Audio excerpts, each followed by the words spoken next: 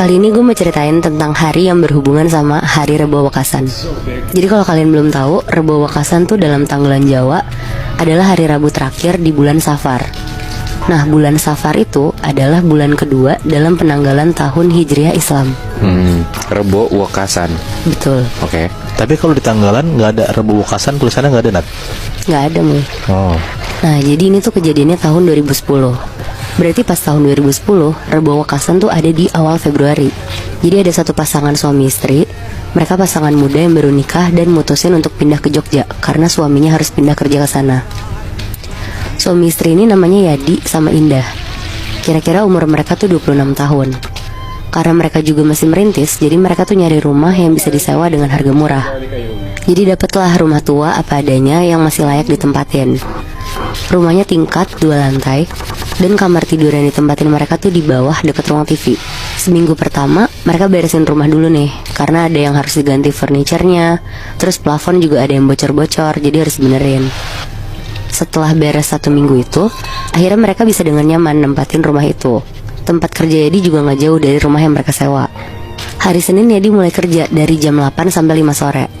Indah emang sengaja gak kerja selama pindah ke Jogja, karena dia mau jadi ibu rumah tangga aja. Sekalian mau eksplor Jogja dulu, karena baru pindah ke sana kan mereka. Selama nunggu Yadi kerja, Indah tuh jalan-jalan keliling Jogja sendirian.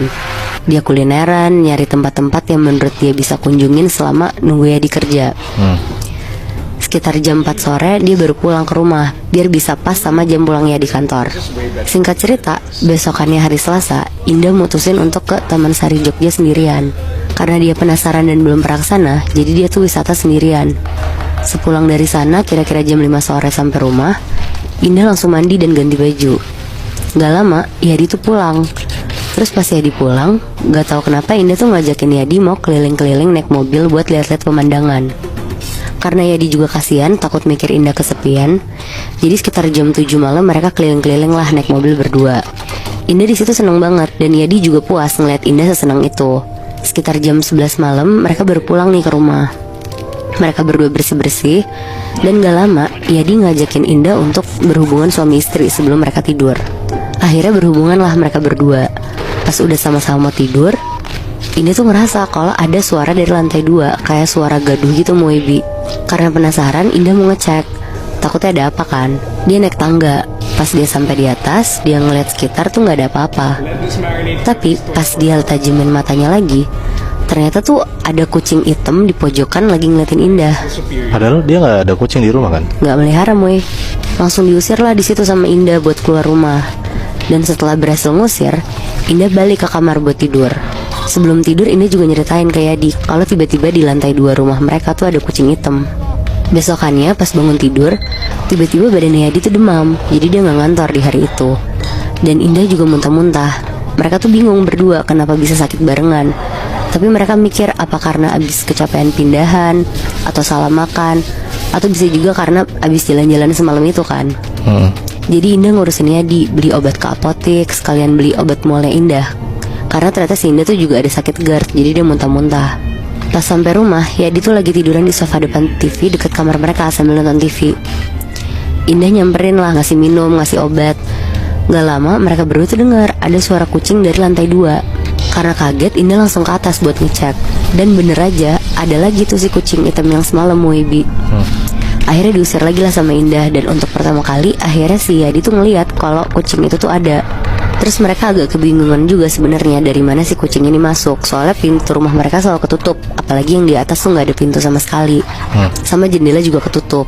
Tapi setelah diusir, mereka tuh udah gak mikirin itu lagi, karena kan cuma kucing doang ya. Nah sekitar jam 7 malam, mereka berdua tuh mau tidur lebih cepat karena Indah muntah-muntahnya tuh makin parah. Pas mereka udah matiin lampu dan siap tidur, tiba-tiba banget ada suara kucing lagi dari lantai 2. Tapi kali ini suara ngeongnya tuh kenceng banget Muibi. Langsung lah Yadi sama Indah bangun dan naik ke lantai 2. Pas lagi naik tangga, suara kucing itu tuh kenceng banget. Pas mereka makin deket, tiba-tiba suara kucing itu tuh berubah jadi suara nenek-nenek ketawa. Terus bilang, "Hai hai hai." Larilah langsung mereka berdua ke dalam kamar. Yadi ngunci kamarnya. Tapi mereka lihat ada sosok nenek-nenek itu. Ngeliat Muy, soalnya mereka kan naik ke atas. Buset. Indah di situ takut banget dan nangis-nangis ke Yadi. Yadi juga bingung sebenarnya di situ tuh harus apa. Akhirnya Yadi ngajak Indah berdoa biar mereka berdua tuh gak diganggu sama nenek itu.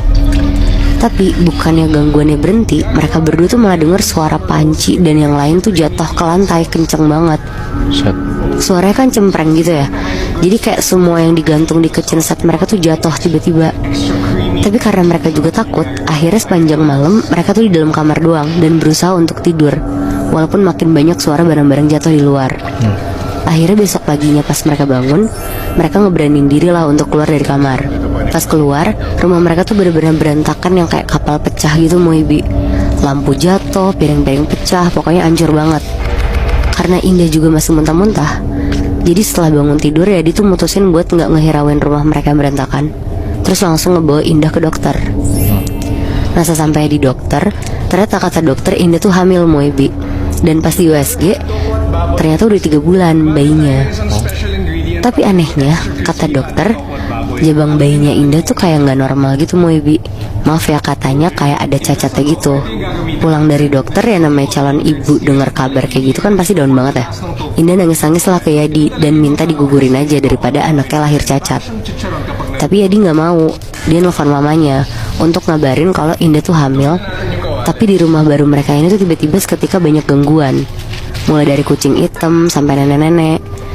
Ngedengar itu mamanya Yadi tuh langsung bilang untuk tenang dulu. Dia bakal ngehubungin orang kepercayaannya, ya semacam orang pinter yang bisa ngelihat ada apa sebenarnya di balik itu semua. Malamnya mamanya Yadi tuh nelfon lagi untuk ngasih informasi. Ternyata Moebi ada beberapa kesalahan yang dilakuin sama Yadi dan Indah. Yaitu di saat mereka berhubungan badan, mereka ngelakuin itu tuh di malam Rebo Wekasan. Karena mitosnya ternyata pasangan suami istri itu tuh dilarang berhubungan intim di hari itu, atau bisa terjadi kesialan yang menimpa mereka dan anak yang dikandung Indah jadi gak sesuai harapan mereka. Nah itu tuh bisa jadi karena itu juga. Jadi maksudnya dari cerita yang lu bilang, kalau di malam Rabu Wekasan tuh kita nggak boleh berhubungan intim gitu Nat? Iya Bi, setahu gue juga bahkan tuh gak boleh keluar rumah kalau lagi malam Rabu Wekasan. Jadi benar-benar harus di dalam rumah aja. Wow, baru tahu gue. Gue juga baru tahu ternyata tanggalan Jawa tuh bener-bener banyak banget hal yang harus kita telaah ya. Karena kalau misalnya kita nggak ada sesuatu di malam Jumat Kliwon atau malam Rabu Wekasan, ya takutnya ya kayak cerita kita tadi kan bertiga kan, ada sesuatu hal yang terjadi aja gitu loh.